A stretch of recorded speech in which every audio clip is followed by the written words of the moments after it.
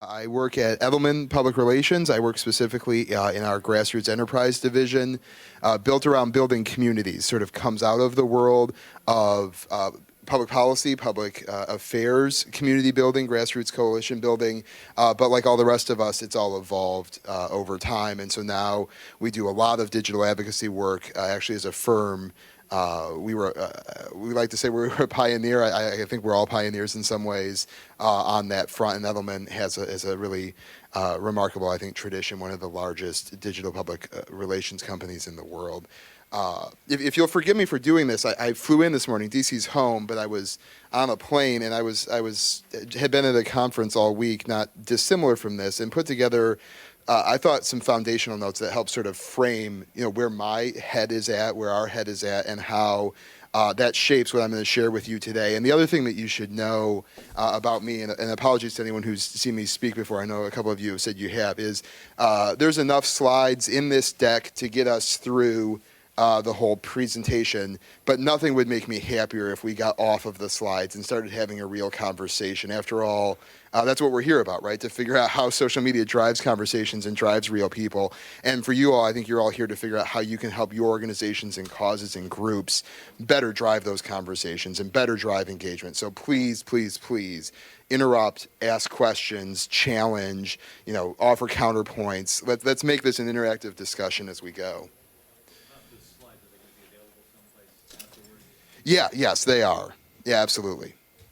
So to my notes quick from my phone, and I have to admit, something I shouldn't in public, but I will. I was sitting on the plane on the way here this morning and bored and didn't feel like working. And so I had downloaded the Oregon Trail app, games, blast from my childhood, and playing it. And I don't know if any of you have played it on the iPhone. Pretty fun, and it includes some historical tidbits. And I was in, that they have when you go into one of the forts, there's a game where you go and play the telegram.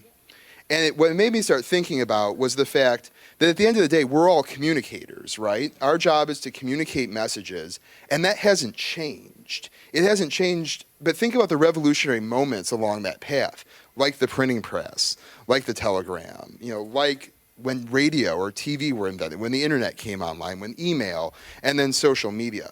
It's all the same thing. We're all trying to take messages and thoughts and ideas that we have and find better, more effective ways to deliver it to people and to get them to read it and interact it and share with it and respond with it. What makes social, revolutionary, why the title is that the game has changed, is that it's a whole nother level of our ability to do that. The same way all these other moments were, in history with all these other advents in communication devices. But at the same time, I think as digital communicators, as digital advocacy folks, we have to be careful not to overplay our hand on that. It's not that different because we still have messages and we're still trying to deliver them and we're trying to get people to care about them. And so the three things we have to always keep in mind are that audience, message, and engagement drive everything we do. And if we're doing something that isn't focused on those three things, we're probably not doing the right thing. Because if we're not keeping our audience in mind, who the people are that we want to reach or need to reach, who our constituent audiences are or our target audiences are, if we've lost sight of that, we're doing the wrong thing. If we've lost sight of message, if we're just, Facebook's, timeline now biases against photos and people like photos of puppies, so we're just going to post puppies all day. If we've lost sight of our message, we aren't doing our job. And if we've lost sight of engagement, we're not doing our job, which is that we're not here, especially in the social space, just to push out messages. We're here for people to engage with us. And so it becomes less about what we want to say and more what our audiences need to hear and how we ensure that they engage with us. It's about having the right people, giving them the right message at the right time and with the right frequency. That's how we succeed in this environment. And it is true, by the way, in social as it is in email, as it is on a blog, as it is on your website, as it is in direct mail, as it is in phones. It's all communications. It's just a new channel. And the last point, I think that's important to know is, though I'm going to go through a series of what you might think of answers, there aren't answers. The things that are right for you are what you've learned as you've gone about it and what the data shows us. And with apologies, we're going to go through a bunch of data here because I think that has to be both what drives how we push the value proposition of what we do and how we determine whether what we do is working or not. So let's start with the value proposition question. Edelman does a survey called the Capitol Staffers Survey that surveys folks who work in legislatures, in capitals, around the globe. I'll show you only U.S. data because I think that's what's most germane to most of us. But if you go to edelman.com, you can see the whole global data as well as if that's of interest to you. So what moves advocacy today? How are advocacy communications working and being received by the people that we're trying to move in the public policy space? Well, you see, a lot of this hasn't changed. Leaders, from community leaders sending in letters or coming to visit still moves people more than anything else does. What does that tell us? It's personal. We can't get away from that. Advocacy is as personal or more personal than it has ever been before. And that has great meaning to us as we think about how to do it online. And we see now the growth of online petitions, social media, and email. These numbers, particularly email, are up massively, year over year in the survey. I don't have that to show you, unfortunately, but really up in a very high way. Because social media gives us a chance when we do it right. Email and web gives us a chance when we do it right to give more personal advocacy than we've ever been able to before, because we can do things we've never thought of before. We used to have to do fly-ins, right? Now I can hold up a phone and FaceTime in a constituent of yours and have them tell the story. I can be showing you in real time. We were seeing it in the conference. Real-time tweets, real-time human stories, real-time interaction. The more personal we make it, the more we succeed, and the data bears that out. And it's also because in DC, we've become more social. This is a survey of members of Congress, all 535. What is their presence on social media networks? And you see the massive growth, particularly in Twitter year over year. But really significant supermajority numbers across all three of the major platforms. And so what does the survey on the whole tell us? Well, it tells us just that. Digital advocacy is on the rise, and it's shaping policy. You see, and here now you're starting to see the year-over-year numbers. 30% jump in Twitter. 60% of people on the Hill, staff, learn about a policy issue for the first time online. A third have changed their position based on information that they've been presented online. I won't go through all the data. I'll leave it up here for a second so you can think about it. And again, the slides in the survey are available. But just incredible growth. And it makes sense because it's true for all of us, right? We're learning about everything we do online in new ways. And there's no logical reason, despite the fact that we're in a town that doesn't often seem to function very logically, that wouldn't be true for them as well.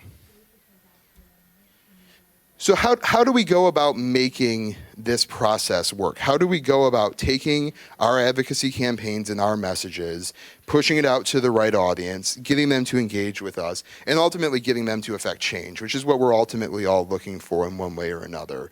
I propose probably not a revolutionary, but I think a very effective three-step process to that. Recruit, engage, mobilize. Because it starts with recruitment. It starts with audience. You have to have the right people. I'm a Tigers fan. I grew up in Michigan. We finally had the right team on the field to sweep the Yankees and get to the World Series.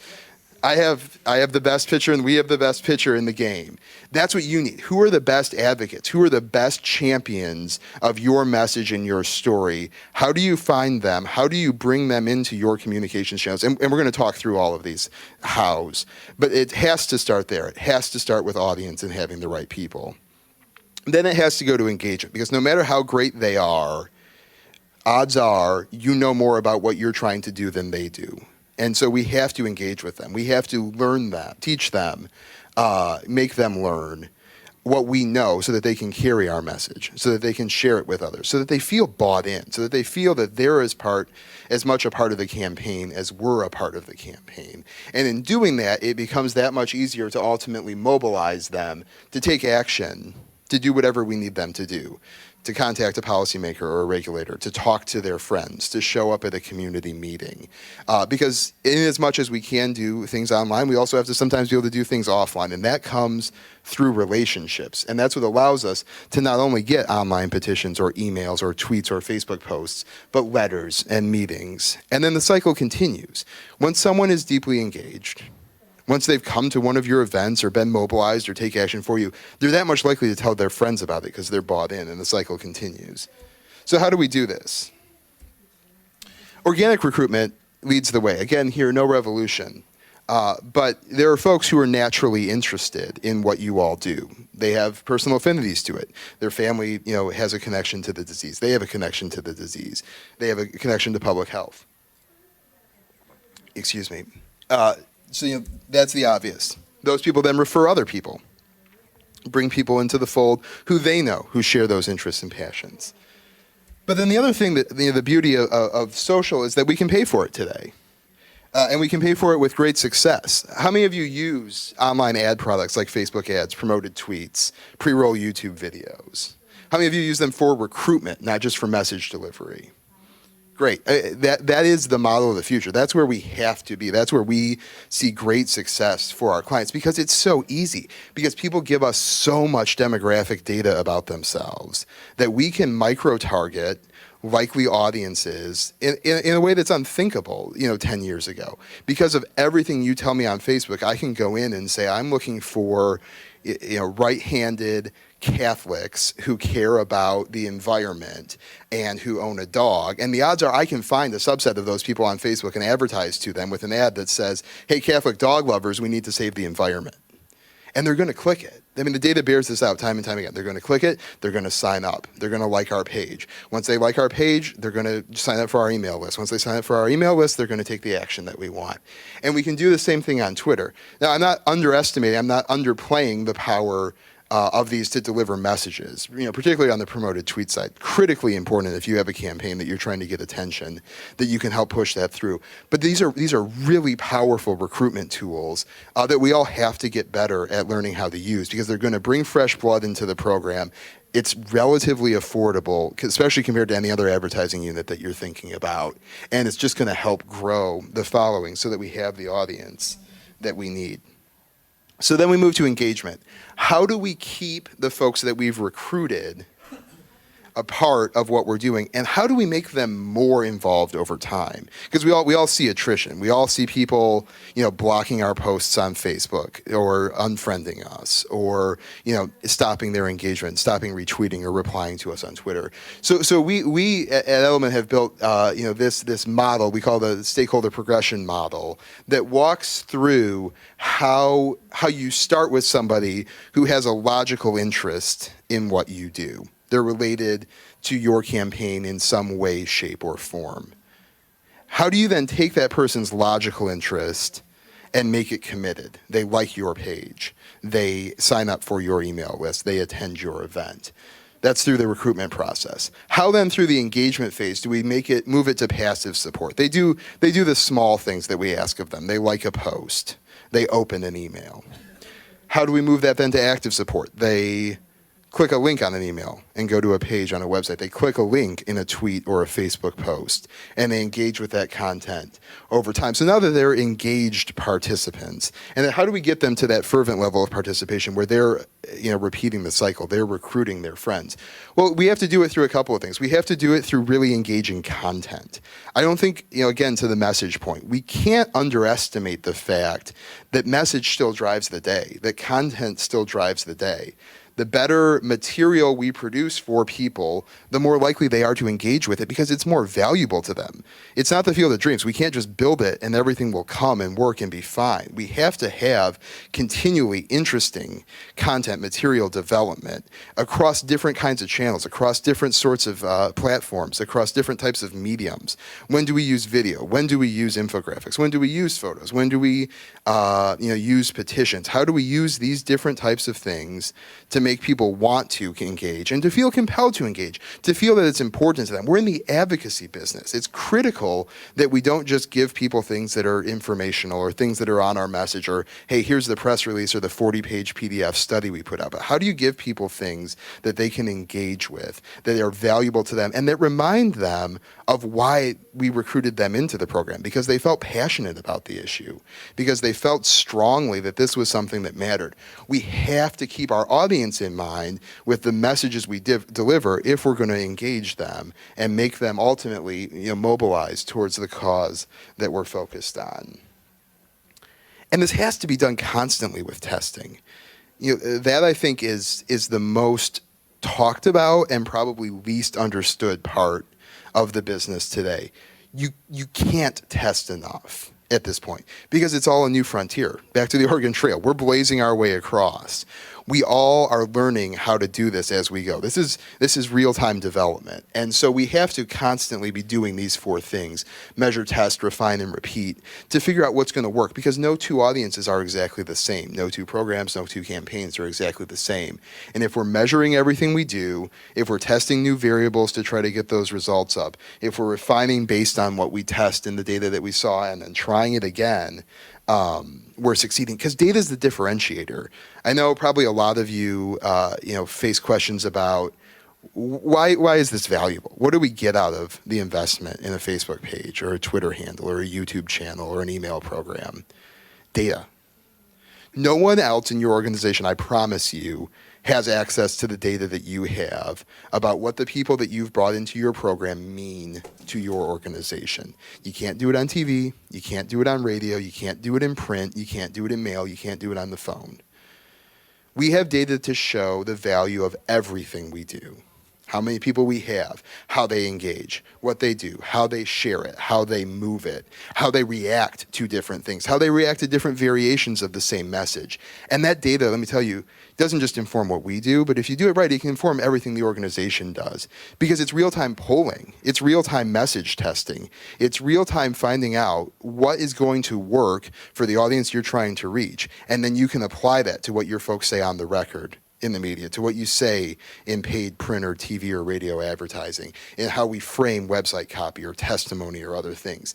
This data gives us a power to do things, that we used to have to pay fortunes for in market research or other places. But, we get it just by virtue of what we do. And so we can never lose sight of the value of data. I mean, just think about what you get from Facebook's, people talking about this. Just in the immediate real time, and what this can mean for your organization. This is I stripped out exactly who the client was, but this is a page that we help run. Look at the insight. I mean, look at immediately how things change just by knowing, the audience for this page screws incredibly older. And looking at the geographies of where they are, it changes what you say. It changes how you deliver content. It changes the sorts of material that you provide. And it tells you, based on where our message is at today, where are we strong and where are we weak? I mean, what we are counseling this, and this is a new client, what we're counseling them is, you have a problem with younger people, with what you're saying. And it's a client that shouldn't. You have a problem there. They're not buying into what you're delivering. So how do we go back to audience? How do we go back to message and refine what you're delivering so that we can get through that? Not that this audience isn't valuable to them, it is. But there's your growth opportunity right there. There's your place you have to grow. And Facebook, Twitter, they all have a series of tools like this, and there's a series, of other great tools, Radian 6, others that allow you to really dig into this data. And so that, if I can make one seminal recommendation from this talk, that's the place to invest. If you're going into budget cycles, if you're going into other places, invest in getting the data out of all of the programs you run. Get as much of it as you can and produce the reporting and the analytics that don't only show the value of what you do, but that create value for the rest of your organization so that they can take learnings on message, on demographic, on other things, and apply those for the good of the organization. I promise the next several slides are not a sales pitch for what we do. I'm sharing the product we built because I think it's the best way I have to get to where our thinking is, and ultimately that's what I wanted to do. So we built a product called Multiplier, just recently launched this year. It's built on the Salesforce platform, and it was built around really the core concept of what I've been talking to you about, which is why we'll go through this, is that we have to capture every interaction that we have with one of our stakeholder audiences, and if we can capture them all in one place, the value of those learnings multiply, thus the name. Because we know that we're talking to our audiences across a bigger set of channels than we ever have before. And we can't do that in a silo. We can't do it in isolation. And we have to figure out how those cross-pollinate and move together. So let me show you an example of how we use data with our clients to inform everything they do. So this is just a simple, you've seen it before, send a letter to Congress form. Note the very standard fields that we ask somebody to fill out. This, by the way, Matt is an employee of mine. You're going to learn a lot of personal information about him, and he's not here, which is funny. But, we'll keep that between us friends. Don't tell Matt I'm posting all of this. So we had Matt's name, address, zip code, phone number. When it entered our system, here's what I now know about Matt, because I'm pulling public data from all of his social profiles, from the census, from his voter file, from other public data sets that are available, and paid data sets that we can buy, like micro-targeters do. So now I have a giant record about Matt that pulls in everything. I know his age. I know when he was born. I know, sort of what some of his professional life looks like. I pull in his, that's just a zoom in of that, sorry. I pull in his clout data automatically. So now I know Matt signed up for, an email on my form. I'm not connected to him on social, but because I have his email, I found him on clout. And now I know, this is what he's doing. So now I know I want to connect him to my social programs. I know where he lives, creepy, right? And I have a map that shows me. I can immediately match to how he votes, who his elected officials are. And then I can target him that way. I can send him email that says, hey, November 6th, election day, I need you to show up at Washington Lee High School and vote for candidates that support us and support our cause on this issue. Or, hey, Mark Warner's not with us on this. I can tweet at Matt because I know where he is and say, hey, Mark Warner's Twitter handle is whatever Mark Warner's Twitter handle is. Write him a note and tell him to join us on this issue. And because of other demographic information that's available on him, I know that he has a lovely wife. I know that he went to college. I know some of the things he's interested in. I know he owns a home. All power of data. Yeah. So this is really awesome because our organization just actually went through this. What we did was we did a cross-reference of all our social media properties and our advocacy and donor data, and basically started pulling this. So one of the things that this other vendor has provided us is the ability to determine the top 300 influencers within our social media realm. Yeah. So do you have ideas or thoughts on how to engage these sort of folks? Yeah, absolutely. We actually have a couple of things. We have a free product. We actually have two, Tweet Level and Blog Level, and you can get them tweetlevel.edelman.com, bloglevel.edelman.com.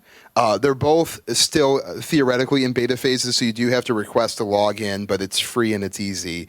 And I can actually, we'll leave the PowerPoint for a second. Let me show you, Tweet Level just to that point.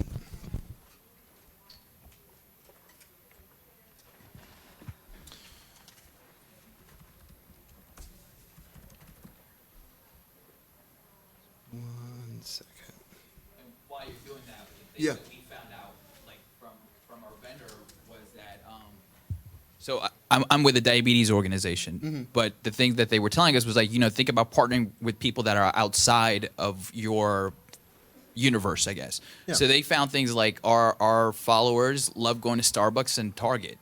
So they're like, you guys should partner up with them and expand your reach, and obviously, fundraising and all that good stuff. But those are examples of how this stuff can actually come in handy for us. Yeah, I think that's working. That's working really well for a lot of groups, and you're seeing a lot of these strange bedfellow, relationships come up because of data just like that. So what Tweet Level lets you do once you logged in here, you can see. So you can check the tweet level of a certain ID to see what sort of the value of that individual user is, or you can type in any topic and get real-time information about how that topic's moving, who's talking about it, who's most influential that's talking about it. So you throw out a topic. Who wants to see? Let's do something in real time. Yeah. Nursing. Perfect. So depending on how fast the Newseum's internet is, we'll get results back, usually in less than 30 seconds. I need the Jeopardy theme song right now. I think I have it on my phone. Somebody was humming it. That's great. Yeah, hum away. Hopefully this doesn't take too long. If it does, we can move on and come back to it. But I think one of the core points of your point. So 300 people is a lot, obviously, but these are the 300 potentially most important people to what you do, and I think that's where segmentation. We're going to talk about that in a little bit. Segmentation becomes even more important to your use of data, and that's how data also becomes more powerful to you. How do you invest resources against the 50 most influential people who support you versus the crowded masses behind who are less likely to be influential? How do you send them different things? Do you send them personal tweets? Do you post with Facebook and tag them? Do you send them different personalized email? Or, for the love of God, does somebody pick up the phone and call them? What a foreign concept. And I think those are the things that we have to use the data for to help us drive that engagement, to help make our advocacy more effective. So here we go. Here's nursing. So you see the level of buzz by date. Nursing's apparently on the rise. You probably have better insight to me as to why, but we have a word cloud here, and I apologize. I think this is a little hard to see on the screen. It's just the colors aren't very helpful for us, advantageous. Much better out here.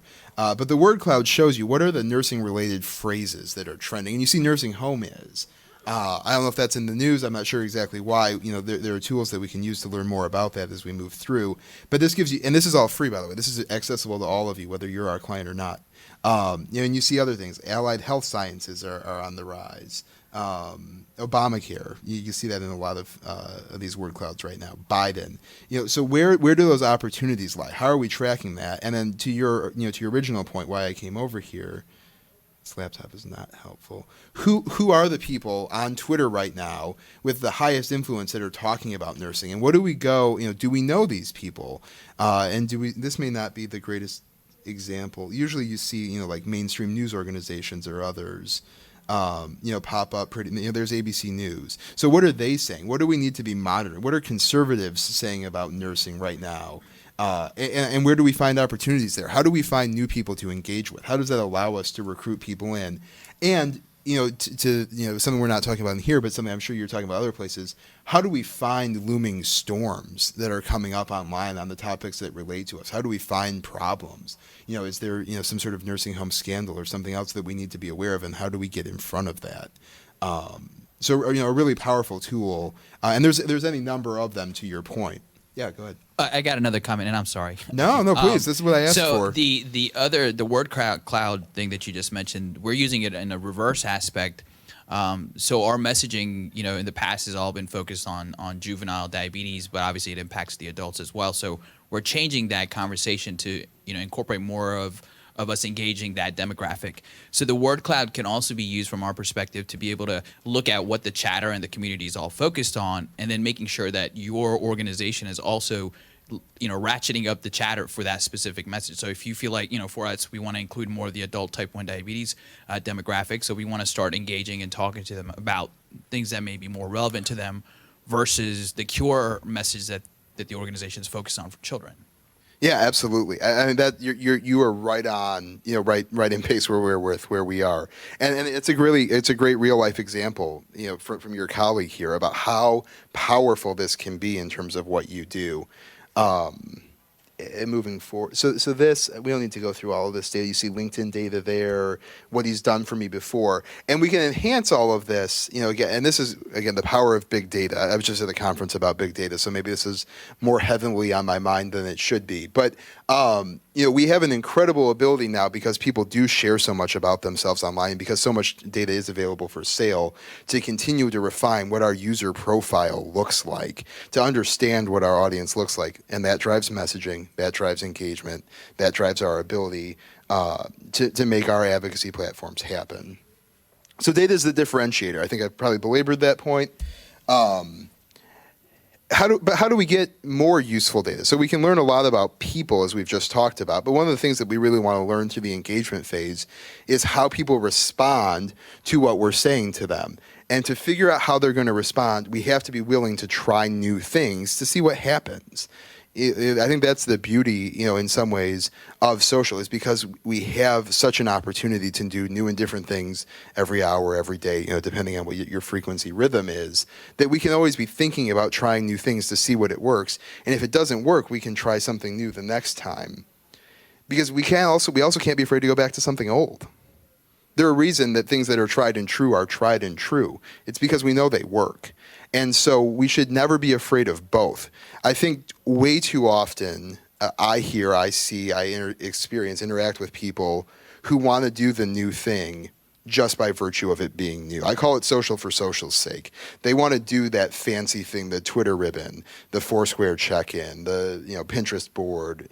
I guess I'm even dating myself with these examples, but they're always wanting to just go do that new thing, not knowing why they want to do it, but just because they can, because it's new or it's interesting and it's fun.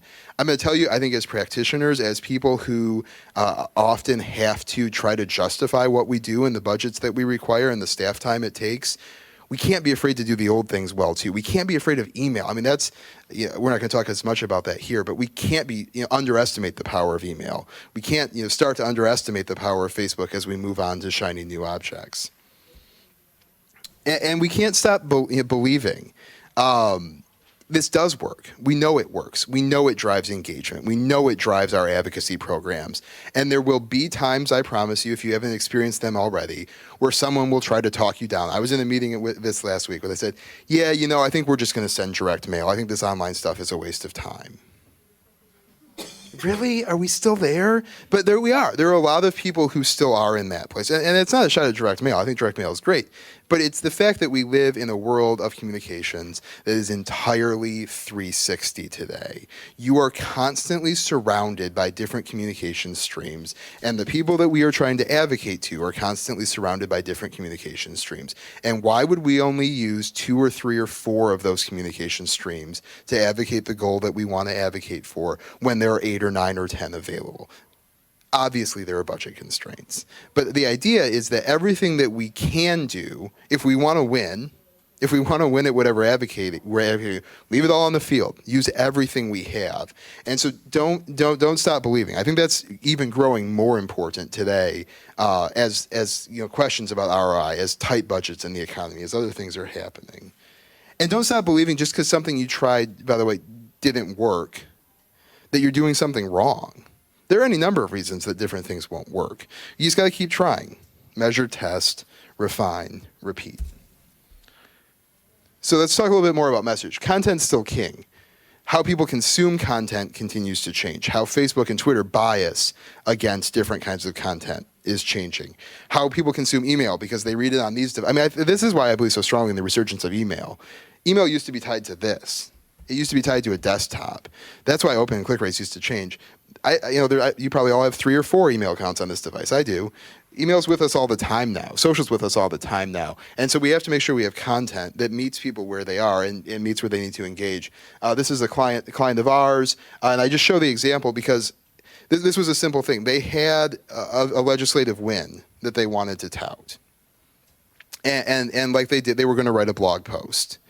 And I said, let's not write any words at all. Let's go. Let's shoot 45 seconds of video to share your news, to share your victory, to share something that your advocates had a part in. And let's not, this is the entirety of the blog post. There's not a word in it, but it had engagement rates 4 times higher than the ones that did. Because people are consuming content differently. They're consuming content that's interesting. And they're consuming content that meets them where they're at. Videos, pictures, infographics. These types of content will always drive your engagement. And the better it is, the better your results will be. Yeah. Hi, I'm curious about how you drove people to that particular piece of content without using any additional keywords or anything, or did you? Yeah, no, we did it in the same way that we always do. We tweeted it out, we posted it on Facebook. In this case, we sent email about it with the video, just driving everybody to this one blog post with this one video. And it was more shareable, ultimately, is where a lot of the data came from. Because when you share 3 paragraphs that somebody has to find the time to sit down and read, and it looks like every other 3 paragraphs that you send them, it's just not as enticing. But this, I think, crisp, clean, simple, gave us a real chance for people to say, hey, this is something different.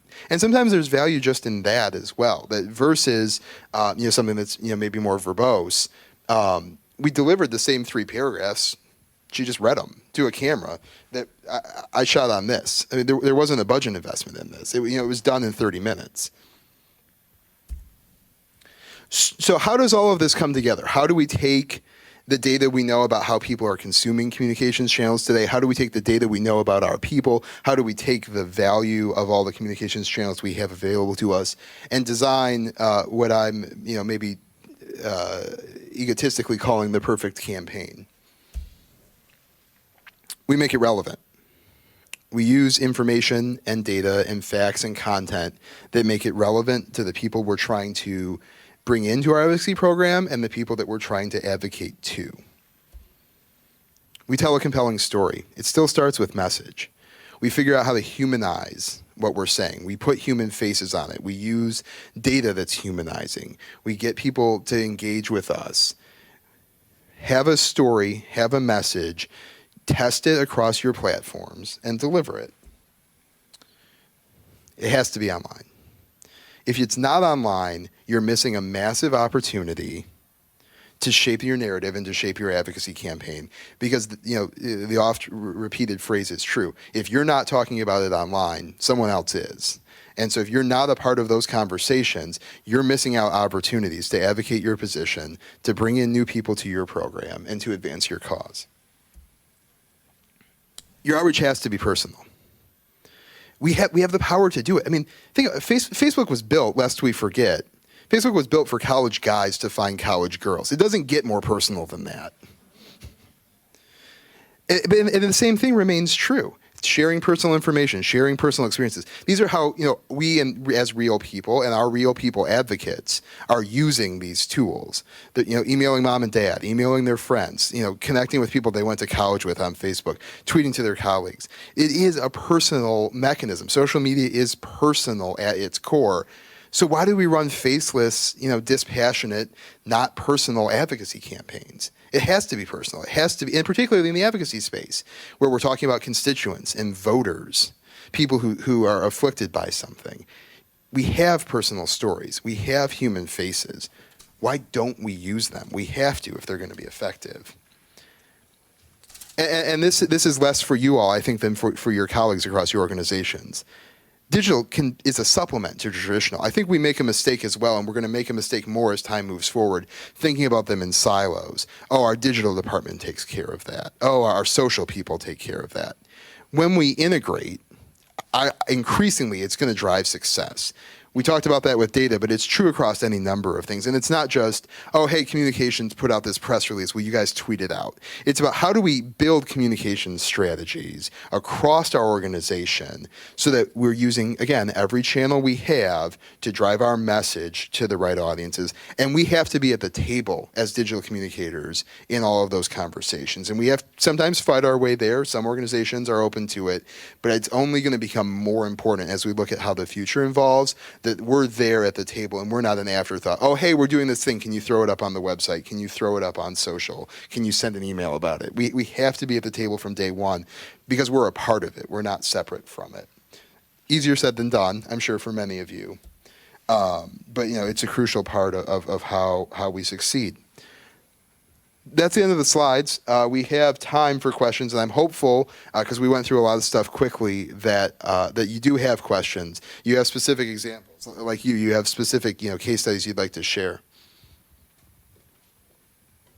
You mentioned at the beginning the frequency. Mm-hmm. And I'm always doubting about, because sometimes we have staff members that they want us to send out emails, blast emails, Twitters and tweets, Facebook, all that, every 3 times a week about an event. But I found supporters or people who have donated to the organization saying, I'm sick and tired of receiving so many emails from you. So I'm always thinking, what's the average? Average is always a tough question because it does depend on your audience and what you're trying to say to them. Here's how I would say, though. Because of data, you have the chance to set your own baselines. You have the chance to set your own point and say, this is, based on our best experience, this is what we see for open rates and click rates on email. This is what we see for likes and comments and shares on Facebook. And fine, here, we'll run your test. We'll send 3 event reminders in the same week. And here's what the data shows. Open rates plummeting, click rates plummeting, engagement plummeting, because we're sending the same thing to the same people over and over again. And we can use data to tell those stories. And I think that's the most effective way. in terms of everyone asks what the question is on average, and there'll be a lot of people who would stand up here and say, no, the average email open rate's 15 to 20%. No, there aren't averages. Too many campaigns are way too different. It depends on the number of followers you have. It depends on the subscribers. It depends on how old or new your program is. It depends on how frequently you bring new people into it. I think it's a trap in a lot of ways to try to fall into industry averages. Because so many things can be different about the way you do things. But the beauty is, because everything we do is trackable, we can set our own averages. And we can say, if you do this, here's what you're going to cost us in unsubscribes, in blocking our posts, in not engaging with us. And we think that there's a real loss in that. The other thing I would say, and then we'll come over to that, is this is another case for segmentation, to your point. Why do we send the same email blast to everyone over and over again? Why don't we block out the people who have RSVP'd, or the people who aren't geographically relevant, or the people who have never come to our events before for one reason or another? On Facebook, why don't we use geo-targeted posts for those events, as opposed to just blasting it to our entire universe? If we keep things relevant, if we use data to drive, based on our audience, we're going to see greater success. Does following your process from recruitment to mobilization seem to have a different effect with the different kinds of mobilization you might be interested in, like getting somebody to call their legislator versus give you $100?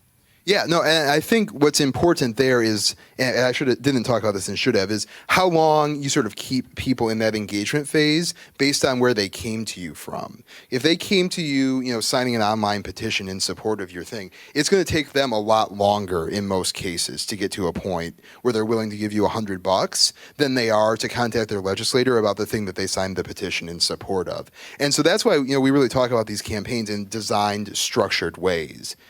If you're doing things right, you know where you're trying to get. Maybe I need this audience, this program to generate congressional contacts and generate, so much money for the campaign. So how do we build our content? How do we build our message? How do we build our engagement to make sure we get people from where they came to us to where we want them to be? That's what the stakeholder progression model is all about. And yeah, getting money out of people is always going to take more work in most cases than other things are.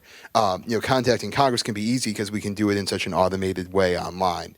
But I think that's what's critical about how you structure and build your engagement phases. How do we know where we're going on the path? And how do we give people the tools and the steps along the way so that it will feel natural to them when we come and ask them for that? Not, hey, you signed up, to support us on Medicare Part D, and oh, hey, by the way, can we have $100? Other questions, other examples, other things you struggle with? Yeah. Two things. One, it seems like with all of these different approaches and so easily to make those approaches, that pretty soon there's such a cacophony of noise that it would be a turnoff. Kind of like going into the sports bar, and it's fun at first, but after a while you want to get out of there because it's so noisy. Yeah. And you can't really talk, and nobody's communicating. Right. So I wonder about that overkill of messaging.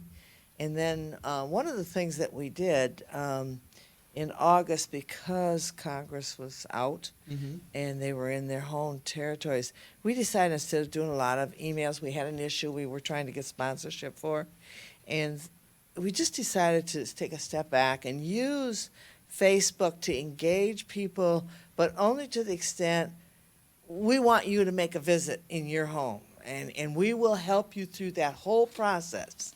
And it was surprising. We ended up, I think, setting up 60-some visits all over the country, which was something. And we ended up with many new sponsors. And I have to believe that was better and less of our time, because we had a package. Yeah, absolutely. Once they said, yes, I want to do this, then we held their hand through the process. Yeah, I think there are really two great points in there that we can unpack. One, and I think one of the things I certainly take away from your latter point is we shouldn't underestimate what our advocates are capable of, right? If we've built the program right, these are people who are passionate, and we're making them more passionate about our cause.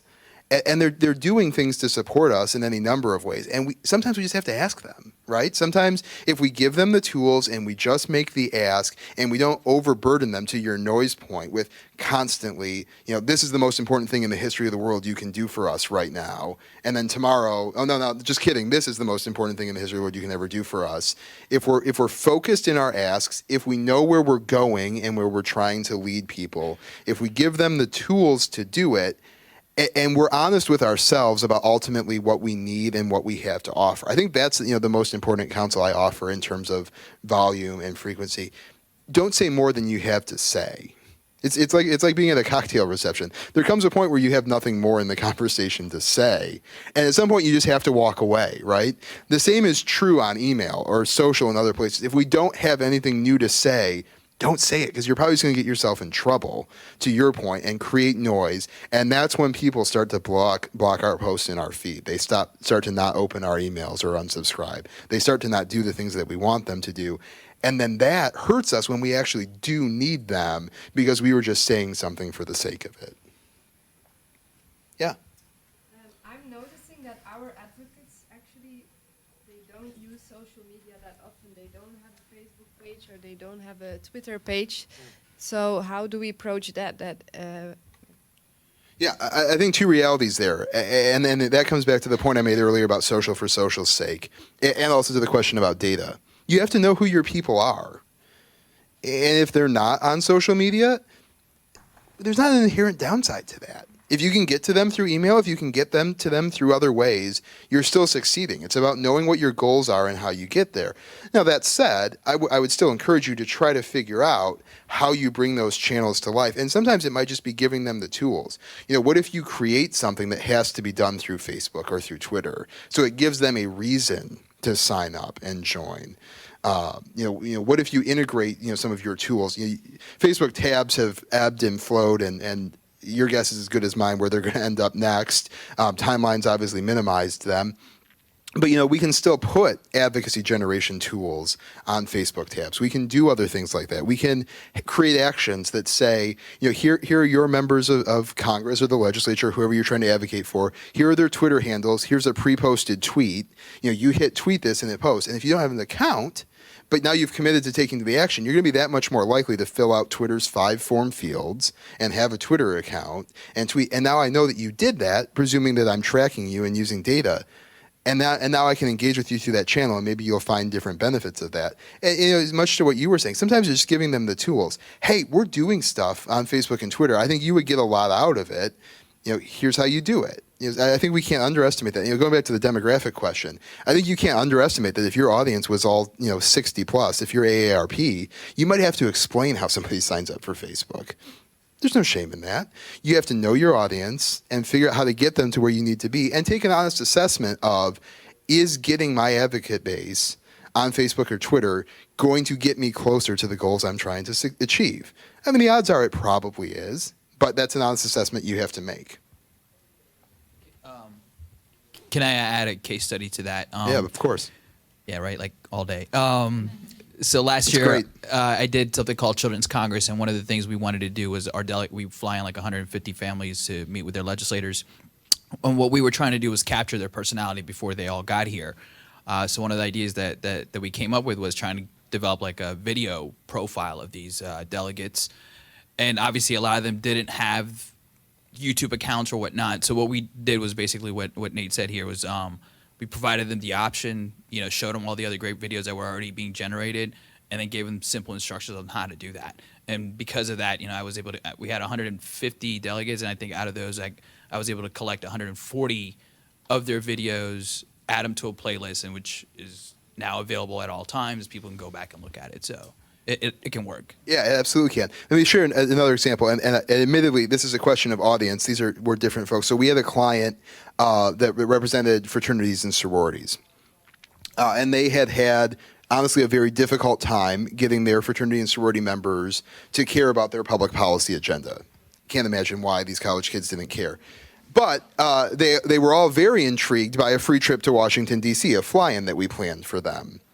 And a really funny, I don't know that it's that remarkable once you hear the story, but the funny thing happened is we were standing with them the night before in the hotel, getting them geared up. We said, one of the things that we really want to do is get this issue trending on Twitter tomorrow. So here's the hashtag we're going to use. And I'll tell you, like lightning, smartphones came out of the pockets in that room from people we had no connection to on social. And suddenly we had hundreds of new followers instantly. We'd asked for it on email. We'd asked for it in different places, but they never engaged with us. But all of a sudden, because we were in the right place with the right audience at the right time and the right ask, there they all were. And now they're all still with us. Now they're still following us. Now they're engaging with us. But it was just about setting it up right for them, finding that right moment where using the tool that they had made sense for them for what we were asking on the advocacy side. And you know, I wish I had the chart, because you know our engagement chart looks like this. You know, it's just dramatic, and it ties right to that day, and just getting them in that place where they all had their phones and they could do it. Yeah. I had more of a question using social media during live events. Sure. We recently had our annual event in September, and it was. And not to interrupt you, but before just out of curiosity, I think to help frame this question, how many of you are right now? How many of you are tweeting parts of this event, posting it to Facebook? Perfect. I think that's a level set. Continue. So this is a very tactical question. No, sure. It was a 3-day event, and I pushed that as much as we could. You know, we tried to engage people on Facebook. Please post your questions for the speakers. And we had like a whole list of canned questions as a backup. And that's what we had to use because, first of all, I don't know if it's just maybe we're lucky here in the Newseum, but all of the buildings here in DC, like nobody could tweet. Nobody, you know, so I don't know if anybody else in the room has had that experience and what do you do? Because, you know, that was my job, is to tweet at the live event. So I would have to like snap a picture, go out, you know, with my phone in the air and to, you know, to tweet it. So it's like logistically almost impossible sometimes at events. So I don't know. No, it can be really tough. And I think, you know, some of that, it crosses a lot of things. I think some of that's event planning and thinking about locations, thinking about sponsored Wi-Fi. I'll tell you, you know, we used to sponsor breakfast and lunch. Where I have the chance, I sponsor Wi-Fi at anything we sponsor now because I think it's critical. And a lot of places, even if they don't have it built in naturally, you can pay your way for them to have Wi-Fi available. And I think the branding opportunity there, as well as just the way that changes that paradigm. Because you're right, a lot of these, you know, old cement and asbestos and metal buildings in town don't let cell signals through that well. And that's tough. I think the other thing is how you can help, you know, set the stage, and you probably did this in advance, but make sure that people understand these sessions can be driven specifically by what you ask. And you're going to get more out of it if they're geared that way. And here are the simple ways to do that. But you know, again, I think ultimately it becomes logistics, and I think it's a level of comfort. I think people have to understand that they're not just tweeting some hashtag into the black void. If you know, I think, you know, downstairs you very effectively saw at this event. If you post something on social media, it becomes a part of the event. And I think the more that we can sell that, the more interactive we can make it, the more likely people are to go to their different networks and feeds and participate in the discussion. Yeah. To that point, I'm with the Congressional Black Caucus Foundation, and we just had our annual legislative conference a few weeks ago. Yeah, great And event. We did something different this year, where not only did we have an app for our conference, but we also made sure that when we were negotiating the contract with the vendor, that any of the social media postings automatically populated on all of the digital signage throughout the building. So you may consider that, for those of you who are planning larger events, that you can make that a part of your ask. In addition, of course, to the regular Wi-Fi and everything else. But we also did like a trial run of using social media in a different way to engage younger stakeholders to not only buy into the conference, but continue to engage with us throughout the year, where we included Instagram as part of our app, and what made it very easy for them just to automatically interact with us going through the conference app. And it worked out very well, and they're continuing to engage with us now.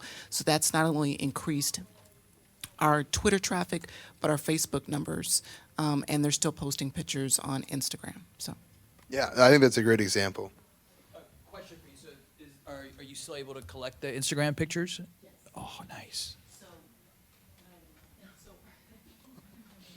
One of the things that we did, in addition to the app, just to kind of make it an all-encompassing package, and so that we own it after the conference, is that we went ahead and contracted to have a microsite developed. So we drove all traffic to that microsite for the conference. From there, they could download the app. They can see everything they were posting on Facebook and Twitter. They can see all the pictures that were coming in on Instagram, and that became our highlights page after the conference to encourage people to attend next year, so they can see all the great things that happened this year. We had it built specifically for the conference, and we also did what they're doing here, is that we live web stream some of our bigger sessions, but we recorded some of the smaller sessions, and they're all available through that microsite, or that highlights page now, that will exist until we shut it down, so people can see all the things that happened at the conference and continue to participate, even if they couldn't come to DC.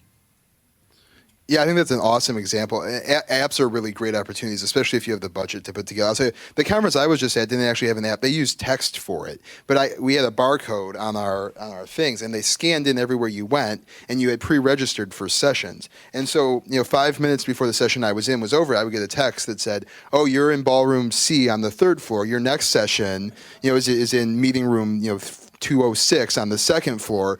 Go out the door to the right, down the stairs, and in." It was the only conference I've ever been to where I didn't get turned around once, because they were constantly guiding me through. It was really well done. I have another question for the lady. Oh, yeah, no, of course. This is great. Engagement. I wanted to know, for some of the sessions that you recorded, do some people have to pay to view it? Because some of the content may be, I don't know.